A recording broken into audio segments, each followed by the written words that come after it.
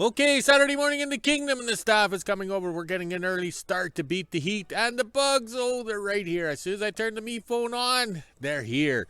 So this morning we woke up to plus 10, but feels like plus 10. Yes, we were hot yesterday. We were supposed to get a thunderstorm and nothing came of it. Just like the wife when she wore lingerie, it was all a tease. Okay. On the yo-yo scale, plus 50 Fahrenheit, but feels like plus 50. As you can see, the sandflies have arrived. The co-workers, they're even getting an early start.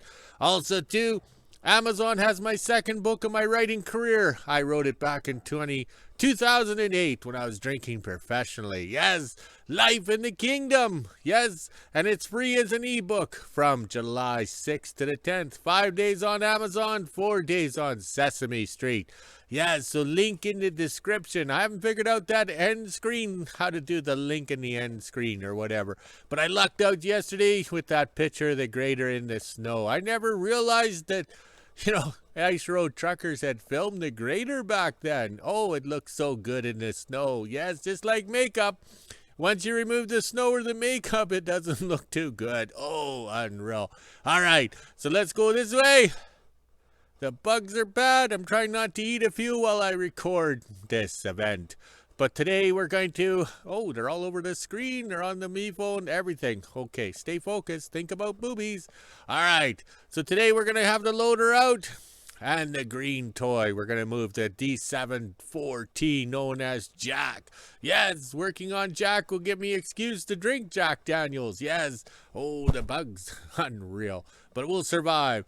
But that's what we're going to do today. Get it done this morning before it gets hot. And hopefully we get some rain today. Because I need some rain for my water. Yes, my water. The water machine in WHO-ville still broken after 3 months. Yes, there is no customer service in WHO-ville. Can you imagine if they had Daisy Mae's escort? Oh, the service would be terrible. It'd be like you're married. Oh, wow. All right, so what we're going to do is pull Jack up beside the grader there, in theory, but it might end up anywhere in that area. That's the thought that counts. It's not the easiest machine to move around. Oh, wait, we dragged it across a frozen lake, through the bush, and up on to the highway, and then dragged it 30 miles to the kingdom. Oh, that was back in the days. All right, I just made fun rotation. The bugs are bad. I'm going to start to eat them, so I better go. Plus, here comes the boss, even on a Saturday. What an asshole. Okay, let's try a poor man's voiceover. Yes, a poor man's. We have terrible pictures because it dates back to 1998. Yes, it was actually in the summer of 97. I think we seen the D7-4T right here. Okay, that's where it was at a remote location. That's a cabin in the background, and over here is original freighting caboose used as a cabin. So we went in there in September, I think, of 97. We got the cat jacked up and everything. We took that wheelbarrow in. I never did get it back, but oh well. So this is when we arrived to get it. We had to put in a winter road or an ice road to get it. So the above picture is the loader, the 922 loader. Yes, I've owned it a long time. It's pushing the D7. I think we're back on shore. There's a better picture. At the time, I had a Chevy truck right here. It was a 93 Chevy truck with ball bearings in the flywheel, so we could never keep the flywheel in or the clutch. And we had this V-plow on the front, so that's how we opened the road. And that's how we brought the D7-4T back across the ice. Yes, we're coming up to shore here. It was quite the adventure. Never again are we putting in winter roads for anything like that. And these are just still photos or whatever we put together. And there it is here. The 4T is in the underground cage. It went up and down with the mining equipment. And there's the red crane cat. We took it swimming that year. I think it was 2000, I think it was. And we cracked the cylinder head. It kind of fell through the ice again. So that was the second time we took it swimming. And then over here, it was 2009. Yes, we were working hard. That's the TD18 known as Dooley over here. And we're going to take that D7-4T out of the, how did you say, the cage, or the cage tender that went up and down at the mine. There we go. The staff, I think, was very young, maybe 9 years old at the time. Maybe 9 or 8. She's doing my photos. So that's what it looked like when it came out. And there's the loader moving it around. So that's the back in the days when the loader just had enough power to move it around. And there we go. Got it in the shop. And that was Duel's Rule, the little shop back then. We did lots of work in it. big dreams, big plans, and there we are. So there we are, taking the water pump apart here, seeing what it's going to need, and basically that's when we last stopped working on it, back in 2009. And there's the original tag, 4T572. So that's the very first production year of this model, and you can see the green, which is gray to me. There's two shades of gray, being colorblind, and the original gauges. They were so impressive back in the day. And it's known as a soft nose because Caterpillar had hard nose, which is the cast iron top tanks and everything, and those what Caterpillar had. But for some reason in the 50s they tried this brass top tank and such, just like a car, so they were known as a soft nose. So can you imagine what a brass tank and rad look like in a cat bouncing over rocks? Well, it's in very rough shape. And there I am brazing up the water pump. Ooh, my chair is creaky. So I had to braze up the grooves in the shaft here on the water pump. That's back in the day when I was drinking professionally and I could braze. Yes, braze. And I had oxyacetylene. Now we can't afford any of that.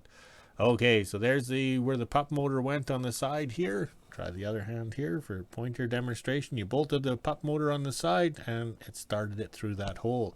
So let's see if we can incorporate electric 12 volt starter, because we can't afford 24. And the Cat Train newsletters. That's where we have the full story of dragging this D7 4T across the lake.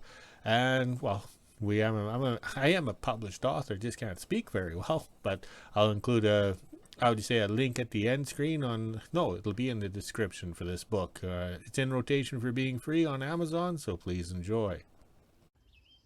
Saturday morning in WHO-ville, and it's almost 9 a.m. and I'm just getting ready to head over to the kingdom. We are going to do a few things this morning before it gets too hot or rains this afternoon. As you can see, there is some clouds rolling in and the sun isn't shining. There's a bit of a wind and it's kind of chilly. This is the temperature we're sitting at right now. It's 17 degrees Celsius, which is 62 degrees Fahrenheit. We even had the feels like on the bottom. Now it's time to get the quad out and head on over to the kingdom. 9 a.m. and I made it to the kingdom. Now I'll head on down to the shop and get everything set up. Looks like we are moving the D7 today up to the shop. That way my dad has something to work on. We'll be using the loader and the green toy. Might even set up the tripod for extra videos. Let's get going. This is the cat that we'll be moving up to the shop. We are going to use the loader to pull it out, and then we'll use the green toy to move it over, and then we will drag it all the way over to the shop, hopefully with the loader and the green toy, and get it up over by the grader so my dad can work on it.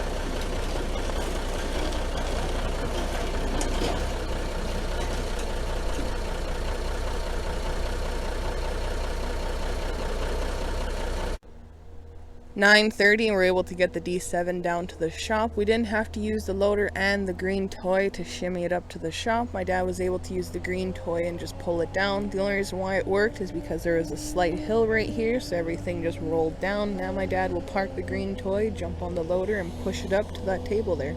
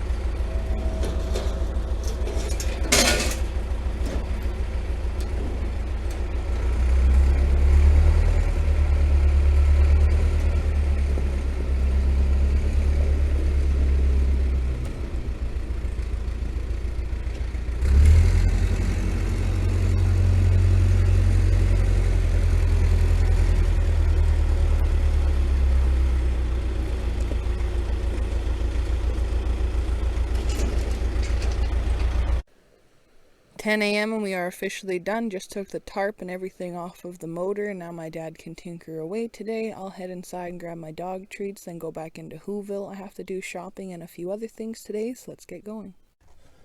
Just after 10 a.m. and I was getting ready to head on back into WHO-ville, and my dad asked me to stay back and help him for a few extra minutes get all the parts out of the tank shed here for the D7. We have the basket on the back, so we can just put it all into the quad and head on over to the shop.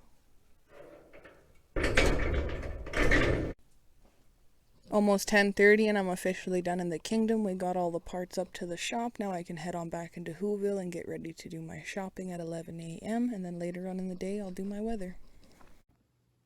Just after 11 a.m. and I made it back into the kingdom after shopping. For the one bag here, it was $71. They didn't have very much on the shelves. I did grab some of these because they are new and I haven't seen them before, so we'll give them a try. I also grabbed some ribs and a couple other things at the other store, so we're going to do a nice rib supper with stuffing and gravy. Now let's head inside, drop all this off, then I'll go back into WHO-ville and wait for weather at 4. Almost 5 p.m. and this is the temperature we're sitting at right now. It's 25 degrees Celsius, which is 77 degrees Fahrenheit. We even have the feels like on the bottom. I had a pretty relaxing day. I just did laundry and got my dog pens ready for tomorrow. In the morning, I'm going to head over to the kingdom and get some sand so I can spread around my dog pens. These dogs have been digging a bunch and that's not good. As you can see, it's pretty smoky out here, so let's head inside, let the dogs out, make supper, and end my day. Okay, we got it untarped and everything, and I'm looking at it, and wow, this thing is in bad shape. But on the positive side, I've never scrapped it because of the history value of it. And using the green toy, the military M816 wrecker was the best. That was the easiest move we've ever done, because this cat weighs more than the loader, and the loader always struggled with it and had a hard time. So we didn't actually strain anything today, including myself, but we got it moved in front of the shop. Now we can analyze it. So we're laid out all the pieces to think about it. Think about what I did, because I think I last worked on it in 2009. I have big dreams, big plans. We got things. We even got new fan belts on it, which is good. They're probably half rotten for being sitting outside, but it's hard to believe. But like, I took the pup motor off. We started blocking off plates, and everything's going good. So we gathered everything here. One of the things here, there's lots of welding to be done, and people did lots of welding on it. It's kind of amazing what they did. And these things here, I might have to buy some new ones, because they come flying through the bell housing right here. I don't know if you can see the cracks, but that's what happens when the clutch fibers or rubbers fly apart. They come through the side of the bell housing top. We're missing the clutch shaft. I sent it to a machine shop. I forget what happened to it. I forget on that there. So we know I'm missing the clutch shaft. And we have the radiator, but it's in really bad shape. So we might incorporate something from somewhere else on there just to get it up and running. It's not seized. I rolled it over a bit. And the best part is I've never cleaned anything off or anything. So look at all the goodies.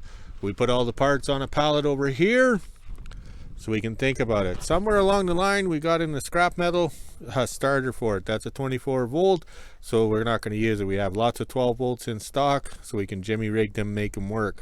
But the whole idea today was to get it moved. It's supposed to be hot, and then we can lay these parts out and reflect and think. Yes, reflect and think. So I'm very pleased. It was a well-planned day.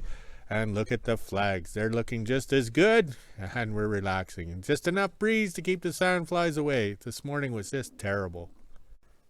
Okay, a very relaxing afternoon working on the D7 known as Jack. Okay, so we basically have to take it apart, start all over again. You clean the fuel system, you clean everything. And also too, you reach in here. I don't know if we have enough talent. Make sure these plungers go up and down, okay?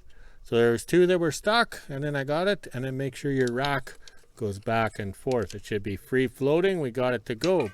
All right, so that's one thing you got to do and learn how to do it, because there's no sense trying to start it, because these injectors will all be jammed up and farting around on you. Okay, so then over here we have the valve covers for the top of the motor. So even with the hood, see the way they're tapered?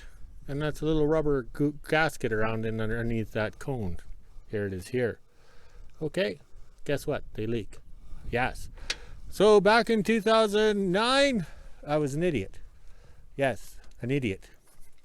Because I had it cranking over, but as you can see the rust went down in here and rusted these here. We got one over there that's stuck. I've got this thing rolling over freely now.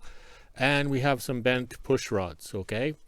So we had to get carried away taking the motor apart at the bottom here, because here's some bent push rods, all right? And there's a broken one.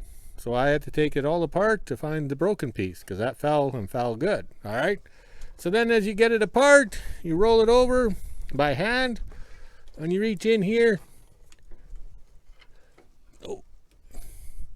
to see what kind of noises. Can we see that, Les Nesman? Clunkety clunk clunk, bang bang. That's not good. So that means we got to pull the motor. Oh, I'm hooked. I'm hooked. But this was relaxing. This was fun. Yes, and that's good that we can figure that out. We always thought this thing got left behind over at that dam site, because they would use it in the summer to finish off the dam control structure, and they weren't going to put an ice road back in to get this thing out because it was worn out, so they left it behind. But maybe if it had an engine knock and a few other little incidentals, I think this might have broken when it was being operated, because I don't think I broke it when I bent it or something. You know, it doesn't seem right. It seems like a running brake, okay? Also too, we seem to be missing a pail of parts. We're missing the water pump pulley, or the water pump gear drive, one brake pedal and a cover and a few little things. Yes, a few little things, but that's just a minor detail because we can weld, we can make this thing go. So I'm very pleased. Let's put the tools away and close up this motor. Okay, after 6 p.m. in the kingdom, and we're done for the day. Tomorrow we'll pop that motor out. Yes, pop the motor out of the D7. It's not that big of a job. We've come this far, this long. What's another? What's more? Oh, what the hell? Just pop the motor out. What else is there to do? All right, smile and wave. That's all we know. Oh, I went too fast. It must be the beverage. Okay, let's go walk the dogs, drink some beer, and make a video, and get ready to pop the motor out. Okay, talk to you later.